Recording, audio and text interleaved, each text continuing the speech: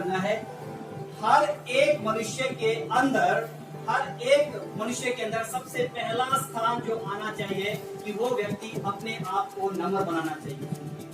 दूसरी बात, उस व्यक्ति के अंदर धीरज और सहन शक्ति आनी चाहिए। अगर उस व्यक्ति के अंदर धीरज नहीं है, सहन शक्ति नहीं है, तो वो व्यक्ति कभी भी अपने आप को पवित्र आत्मा की अगुवाई के अनुसार चला नहीं सकता। अब यहाँ पे एक क्वेश्चन आप लोगों को करता हूँ, यीशु मसीह किसका पुत्र था? खुदा का बेटा।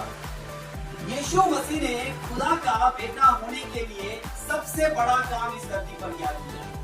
सबसे बड़ा काम इस धरती पर क्या किया? सुन रहे हो मेरी बात को आप लोग? सुन रहे हैं? यीशु मसीह ने इस धरती पर खुदा का पुत्र साबित करने के लिए सबसे बड़ा काम क्या किया? सबसे बड़ा काम क्या किया? बलिदान। बलिदान तो पुराने नियम में लोग अपने बच्चों को भी चढ़ाते थे कि नहीं चढ़ाते? बलिदान तो गाय बैलों का भी चढ़ाया जाता था, बलिदान तो चढ़ाया जाता था, बहुत बलिदान देते थे। यीशु मसीह ने बलिदान को देने से पहले सबसे बड़ा काम किया हुआ है। वो काम करने के द्वारा ही हम लोग प्रभु के पुत्र पुत्रियों की कैटेगरी में जाएंगे। अदरवाइज हम लोग ऐसे नहीं जाएंगे कि प्रार्थना करोगे तो हम के पुत्र बन जाएंगे, वचन पढ़ेंगे तो हम पुत्र बन जाएंगे, या चर्च आएंगे तो हम लोग पुत्र बन जाएंगे, या चर्च में रोज प्रार्थना करेंगे, आत्मा में हम लोग प्रार्थना करेंगे और हम लोग फिर थोड़े समय बाद कुछ गलत हो जाएगा हमसे। जो व्यक्ति पुत्र के या पुत्रियां या प्रभु का बेटा बेटी बनने के बारे में सोच लिया है, उसके अंदर यीशु मसीह के समान जो यीशु मसीह ने सबसे बड़ा काम किया, उस बड़े ही काम के द्वारा यीशु मसीह ने बलिदान देकर हमारे को क्या है? आजाद किया। अगर वो चीज ना होता तो शायद यीशु मसीह भी आदम के समान क्या हो जाता? गिर जाता। आदम के समान गिर जाता है। अब यहाँ पे आपको थोड़ा वो चीज क्या था कर दे, उसकी बात को मैं ले जाने के लिए मैं आपको सबसे पहले एक बात बता दूं। आदम के बाद में क्या हुआ था? पाप हो गया था। किससे? आदम और हवा से। क्या हुआ? एक कहानी के तौर पर क्या हुआ कि एक कहानी के तौर पर मैं आपको बताना चाहता हूं।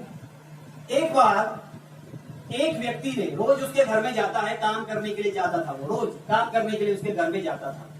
जब वो रोज काम करने के लिए जाता था तो एक दिन क्या था, उसकी आंखें जब खुल रही थी, ऊपर से सीसीटीवी कैमरा में खुदा साला देख रहा था। हाँ जी, इसका आंखें खुल गई, इसे तो कपड़े पहनने का पता चल गया, इसको बाल को कैसे बनाना इसको पता चल रहा है। अब प्रभु ये देख रहा था, ये सारी शिक्षा सीखते रह रही है और वो जाते हुए किसको? आदम को भी बताते रह रही है। वो तो आदम की भी क्या है, आंखें धीरे धीरे खुलती रह रही है।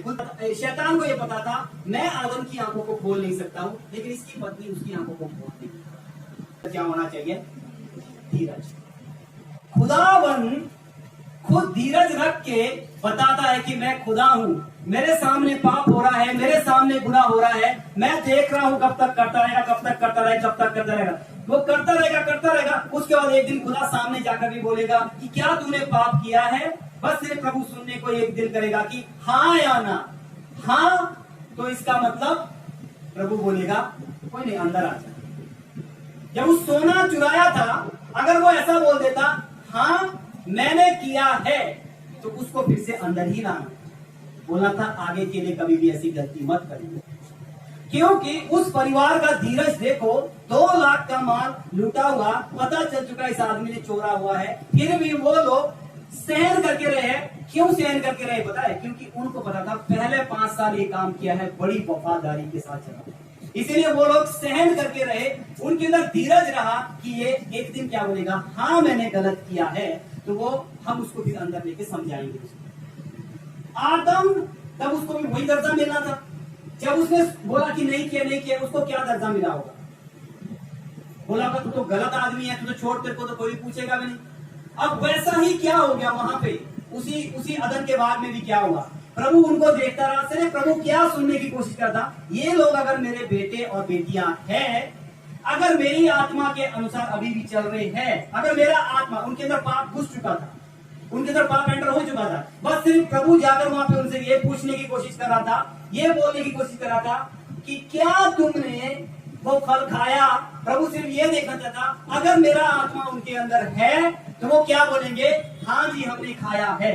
अगर मेरा आत्मा इनके अंदर नहीं है तो वो लोग क्या बोलेंगे? हमने नहीं खाया। जब प्रभु वहां गया तो पता चल गया कि अब मेरा आत्मा इनसे क्या होता है। जब आत्मा ही अलग हो चुका है, पाप ने अलग ही कर दिया है, तो प्रभु ने उनको भी क्या कर दिया? अगर हम लोग आत्मा के अनुसार नहीं चल रहे हैं, अगर मैं आपको एक बात बता रहा हूं, हम लोग सारे चर्च आ रहे हैं, कितने लोग हैं दिन भर पाप करते हैं? मतलब आप कभी बाइबल खोलोगे या फिर आप किसी के पास्टर के द्वारा या वचन पढ़ोगे या कई वचन से आप सुनोगे, उस समय आपको वो वचन आपको याद दिलाएगा कि आपने ये गलती की है। अगर उस समय आपने उस वचन को सुनकर अपने आप को प्रभु के सामने बोलकर ऐसा नहीं कि हाँ प्रभु मैंने किया है, तो इसका मतलब है क्या होगा? पवित्र आत्मा की अगुवाई के अनुसार चलाए चलेंगे, वही लोग क्या होंगे? परमेश्वर के बेटे होंगे।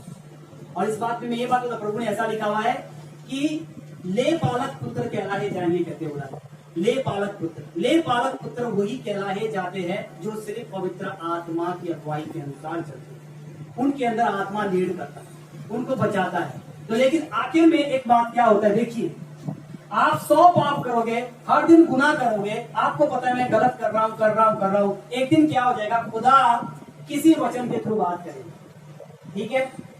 बस वो समय होगा आपके पास सही उत्तर देने का। अगर वो समय आपने गलत उत्तर दे दिया ना, तो समझो सब कुछ खो दिया। जैसे वो सोना चोरी करके ले गया, 2 महीना उसका इंतजार किया जैसे पेशेंस के साथ, बस सिर्फ उसका उत्तर इंतजार कर रहे थे वो लोग। उस उत्तर में उसको 5 साल की नौकरी से निकाल दिया। और प्रभु ने आदम के बाद में भी ऐसे ही किया। प्रभु धीरज रखकर देखता होगा, अनदेखा कर रहा था, लेकिन एक दिन जाके खुदा ने बोला चलो मिल लेता हूँ, एक बार तो पूछ लो इन लोगों से, हाँ जी तुम लोगों ने कुछ किया गड़बड़, शैतान से बातचीत की? और वो बोल लेते हाँ जी प्रभु जी हमने किया, तो प्रभु क्या बोलता? तो किसी अंदर रह लो, जो ये भले और बुरे ज्ञान का जो शैतान यहाँ है ना, इसको निकाल कर बाहर फेंक। लेकिन क्या हो गया? शैतान प्रभु ने उन्हीं को निकाल कर बाहर फेंक। जब हम लोग वचन से बाहर निकल जाते हैं, तब हमारे अंदर आत्मा काम नहीं करता है। फिर उस आत्मा को वापस लाने के लिए हमारे को मेहनत करनी पड़ती है, वचन पढ़ना पड़ता है, प्रार्थना करना पड़ता है। आप चाहे कुछ भी करो, लेकिन सबसे बड़ी बात मैं आपको बता, धीरज रखो। आपका काम नहीं हो रहा है, आप सोचो मैं प्रार्थना में नहीं बढ़ रहा हूँ, मेरे से प्रार्थना नहीं हो रही है, मेरे से प्रार्थना नहीं हो पा रहा है। लेकिन इसमें एक नेगेटिव बात भी क्या है? अगर कोई ये सोचेगा मेरे से प्रार्थना नहीं हो रहा है, वचन नहीं पढ़ रहा हूँ, उसने कभी प्रार्थना करना ही नहीं, कभी वचन पढ़ने नहीं, बस मन में सोचते रहना। कभी 10 मिनट के लिए बैठना भी नहीं वचन पढ़ने के लिए, तो उसमें प्रभु किसी को मदद नहीं करेगा। लेकिन मदद उसी को करेगा खुदा कि जो कोशिश कर रहा है, जो मेहनत कर रहा है, कोई या कोई नहीं, आज 5, 10 मिनट, 20 मिनट, 30 मिनट को कर रहा है, प्रभु उनके लिए मदद जरूर करेगा, उनके लिए सहायता जरूर करेगा। तो इसलिए याद रखो, पवित्र आत्मा आपके अंदर है तो आप परमेश्वर के बेटे। अगर आपके अंदर पवित्र आत्मा के अनुसार जीने की शक्ति नहीं है या सामर्थ्य नहीं है, तो हम लोग कभी भी नहीं कह सकते कि हम प्रभु के बेटे या बेटी। तो इसीलिए